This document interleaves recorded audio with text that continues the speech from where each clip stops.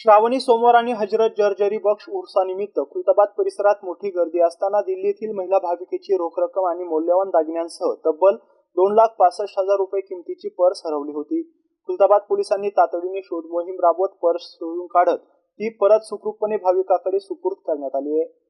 दिल्ली येथील कोमल राणा या श्री घृष्णेश्वर मंदिरात दर्शनासाठी आल्या होत्या। बसने प्रवास करताना त्यांच्याकडील पर्स हरवली होती। पर्समध्ये सुमारे 25,000 रुपये रोख आणि अंदाजे 1,50,000 रुपये किमतीचे दागिने होते। पर्स हरवल्याची माहिती मिळताच पोलीस निरीक्षक प्रशांत महाजन आणि PSI राजेश पाटील यांनी बसचे तिकीट आणि उपलब्ध माहितीच्या आधारे संबंधित बसचा शोध सुरू केला। बसचा मार्ग आणि प्रवासाची माहिती घेत पोलिसांनी संबंधित बस शोधून काढली आणि बसमध्ये कर्तव्यावर असलेल्या होमगार्डच्या प्रसंगावधानामुळे पर्स मिळवण्यात पोलिसांना यश आलंय। पर्स ताब्यात घेतल्यानंतर त्यातील रोख रक्कम आणि दागिने सुरक्षित असल्याची खात्री करण्यात आली आहे। त्यानंतर पर्स महिला भाविकाकडे परत करण्यात आली आहे। पर्स परत मिळाल्यानंतर भाविकेने पोलिसांचे आभार व्यक्त केले।